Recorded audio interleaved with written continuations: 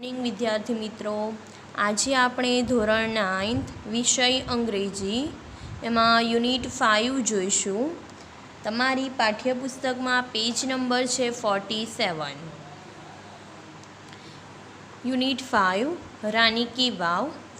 રાણી કી વાવનું આ પાઠમાં વર્ણન કરવામાં આવ્યું છે. એમાં તમારે 48 પેજ નંબર કાઢવાનું છે. પાઠ આપેલો છે એની હું તમને સમજૂતી આપીશ. તો એ પહેલાં આપણે રાણી કી વાવ વિશે થોડી ચર્ચા કરી લઈએ, જાણી લઈએ. તો રાણી કી વાવ એ ગુજરાત રાજ્યના પાટણ શહેરમાં આવેલી એક ઐતિહાસિક વાવ છે. બરાબર, આ વાવ ક્યાં આવેલી છે? તો ગુજરાત રાજ્યના પાટણ શહેરમાં. આ વાવ પાટણ શહેરનું એક જોવાલાયક સ્થળ છે, જેની દેશ અને વિદેશના હજારો પર્યટકો જે મુસાફરો છે એ મુલાકાત લેવા માટે આવે છે. દેશ અને વિદેશના પણ આ ઐતિહાસિક વાવની મુલાકાત લેવા આવે છે. તમને ચિત્રમાં બતાવ્યું છે એનું ચિત્ર. આ વાવનું નિર્માણ કોણે કર્યું?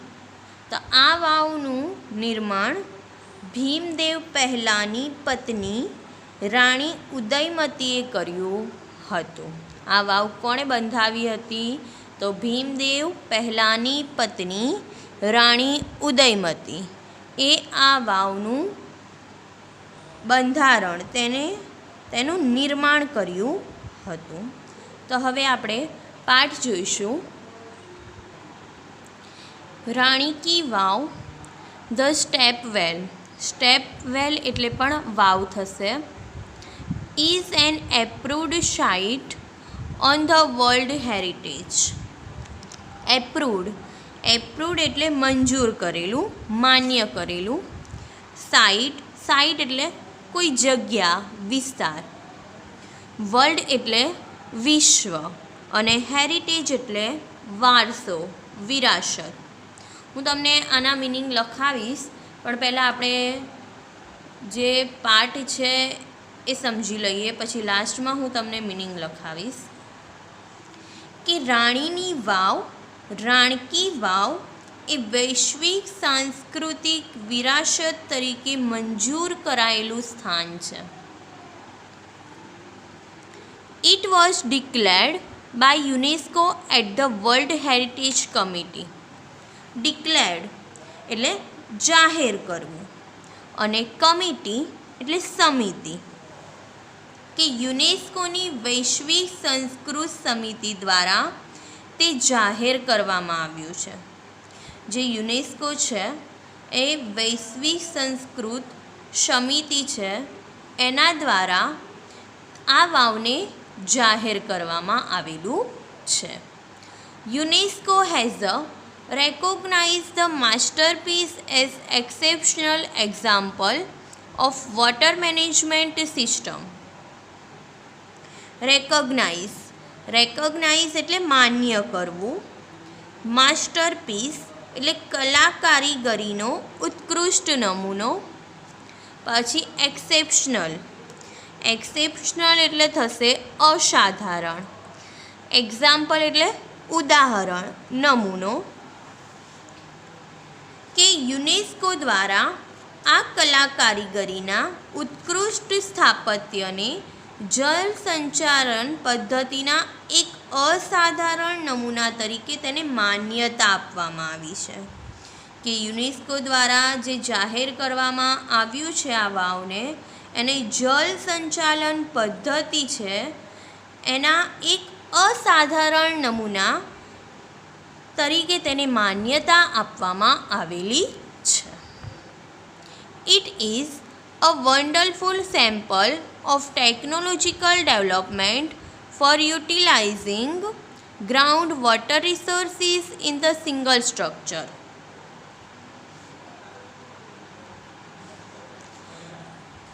કે વન્ડરફુલ એટલે થશે અદ્ભુત.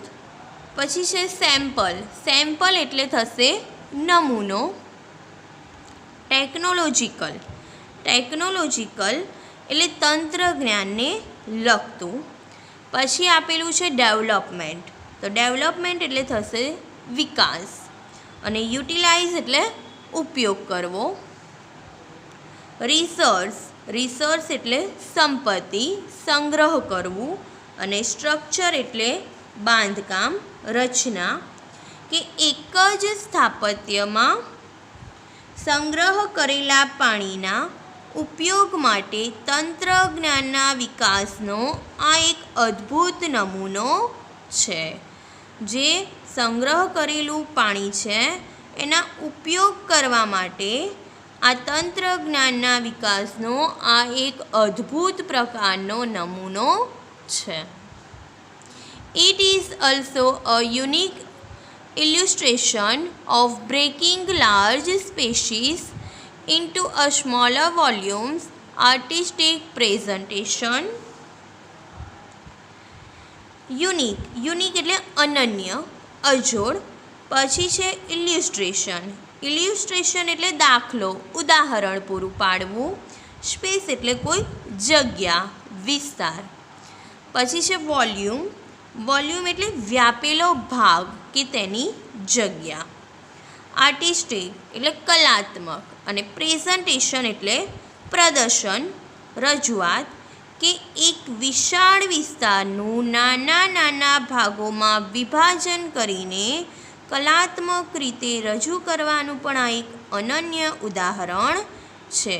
કે આ જે રાણી કી વાવ છે એનો વિસ્તાર ખૂબ જ મોટો હોવા છતાં તેને નાનામાં નાના ભાગોમાં વિભાજન કરીને તેને કલાત્મક રીતે રજૂ કરવામાં આવેલું છે. તેનું તે ઉદાહરણ પૂરું પાડે છે. Rani ki Vav has a great appeal to every observer. Appeal એટલે આકર્ષક લાગવું, અને ઓબ્ઝર્વર એટલે જોનાર. કે રાણીની વાવ દરેક મુલાકાતી માટે ખૂબ જ આકર્ષક છે.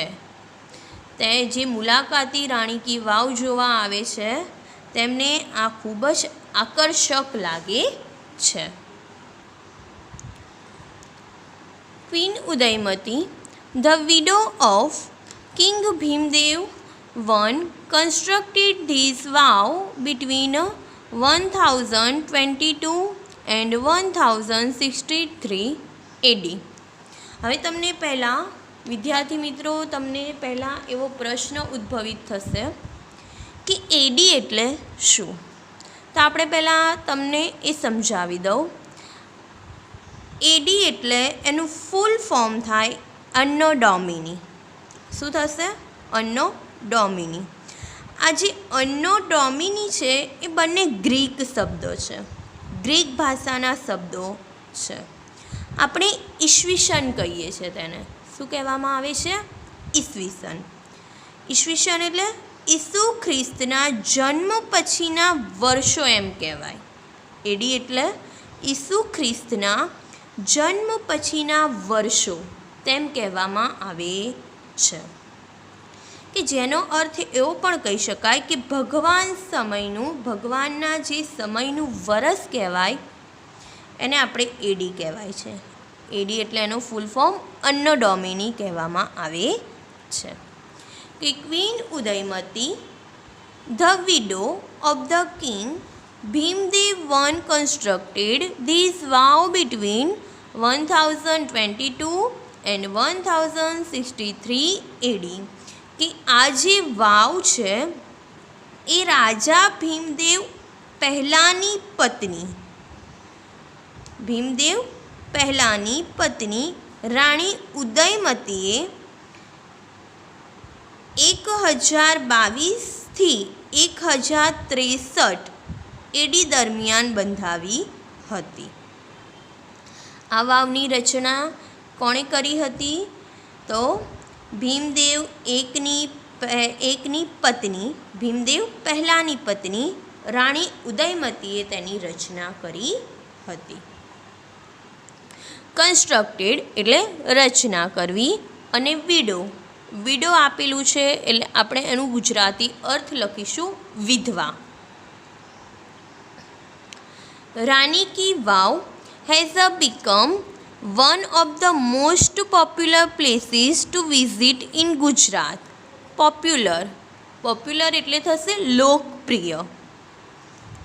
કે રાણીની વાવ એ ગુજરાતમાં જોવાલાયક સ્થળોમાં સૌથી લોકપ્રિય સ્થળોમાંથી એક છે. કે મુલાકાતીઓ જે મુલાકાત લેવા આવે છે દેશ અને વિદેશના, તેમને આ વાવ ખૂબ જ આકર્ષક લાગે છે અને જોવાલાયક સ્થળોમાં પણ તે સૌથી લોકપ્રિય વાવ છે. King Bhimdev I belonged to the Solanki dynasty of Ahilwad Patan. કે રાજા ભીમદેવ એક અણહિલવાડ પાટણના સોલંકી રાજવંશ હતા. ડાયનેસ્ટી એટલે રાજવંશ.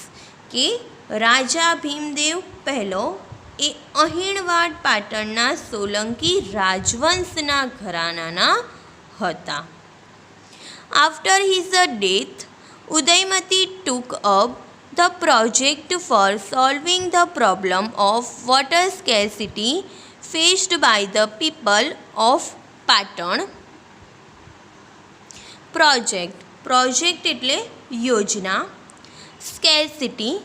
સ્કેર્સિટી એટલે અછત. ટુ ફેઝ એટલે સામનો કરવો. કે તેમના મૃત્યુ બાદ, કોના મૃત્યુ બાદ?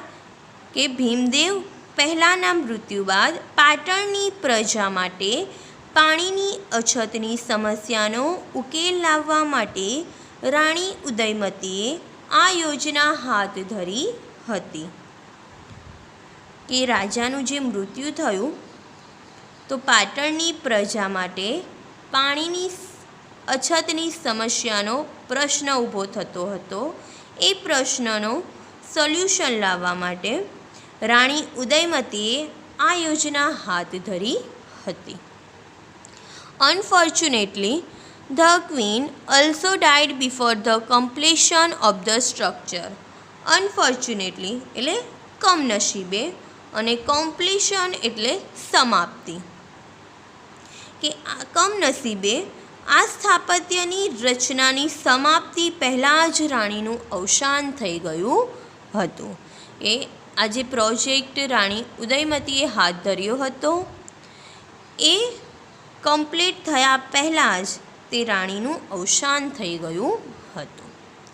In the world of architectures her beautiful idea has received immense appreciation. Architecture એટલે સ્થાપત્ય અને ઇમેન્સ એટલે વિશાળ. અપ્રિશિએશન એટલે વખાણ. કે સ્થાપત્યની આ દુનિયામાં તેમની આ અદ્ભુત કલ્પનાની ખૂબ જ પ્રશંસા કરવામાં આવી છે. કે રાણીની ખૂબ જ પ્રશંસા આ સ્થાપત્યની રચનામાં કરવામાં આવી છે. અપ્રિશિએશન એટલે વખાણ, તેમના ખૂબ જ વખાણ કરવામાં આવ્યા છે. Queen's stepwell or Rani ki Vav as a 7-storied structure. Story એટલે માળ. સ્ટોરી એટલે શું થશે? માળ. કે રાણીની વાવ એ 7 માળનું સ્થાપત્ય છે. તેમાં કેટલા માળ આવેલા છે? 7 માળ આવેલા છે. This fact-facing stepwell is a 64 meters long, 20 meters wide and 20 meters deep. Long એટલે લાંબુ, વાઇડ એટલે પહોળું અને ડીપ એટલે ઊંડું. કે આ જે પૂર્વાભિમુખ વાવ છે એ 64 મીટર લાંબી, 20 મીટર પહોળી અને 27 મીટર ઊંડી છે. Each sculpture, passage, pillar and pavilion in this magnificent structure as an enchanting carving. Passage એટલે જવા આવવાનો માર્ગ, રસ્તો. પિલર એટલે થશે થાંભલો. પવિલિયન એટલે પાકા બાંધકામનો મંડપ. મેગ્નિફિશન્ટ એટલે ભવ્ય. ઇન્ચેન્ટિંગ એટલે ખૂબ જ આકર્ષક, અને કાર્વિંગ એટલે કોતરણી. કે આ ભવ્ય સ્થાપત્યમાં દરેક શિલ્પકૃતિ, તેના માર્ગ, તેના સ્તંભ અને મંડપ પર મંત્રમુગ્ધ કરી દે તેવી કોતરણી છે. આ સ્થાપત્યમાં અલગ અલગ પ્રકારની શિલ્પકૃતિઓ આવેલી છે. તેમાં ત્યાંના માર્ગ, ત્યાંના રસ્તા છે, ત્યાંના જે સ્તંભ આવેલા છે, જે મંડપ છે, એ ખૂબ જ આકર્ષક, આપણને મંત્રમુગ્ધ કરી દે તેવી તેની કોતરણી કરવામાં આવી છે. On its side walls there are around 800 sculptures. કે તેની દિવાલો ઉપર લગભગ 800 જેટલી શિલ્પકૃતિઓ આવેલી છે.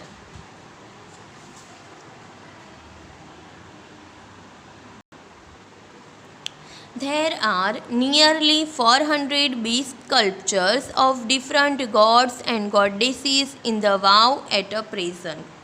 કે આજે આ વાવમાં વિવિધ દેવી દેવતાઓની આશરે 400 મોટી શિલ્પકૃતિઓ છે.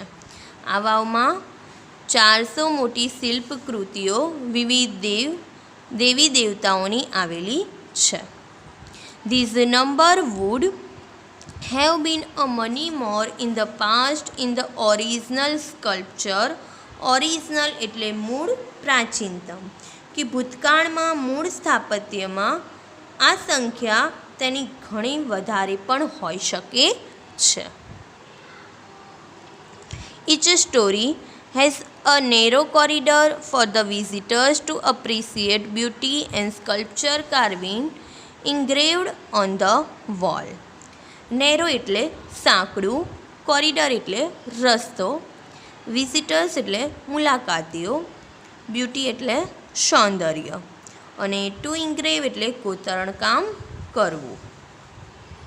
કે દરેક માળ પર શિલ્પકૃતિઓ અને દિવાલો ઉપર કરેલું કોતરણનું સૌંદર્ય માણવા માટે મુલાકાતીઓ માટે એક સાંકડો રસ્તો પણ આપેલો છે.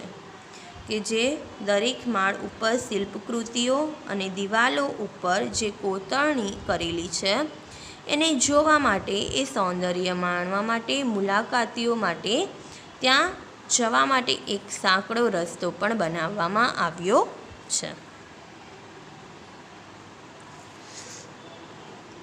Even the pillars of the wow are not exceptions to it.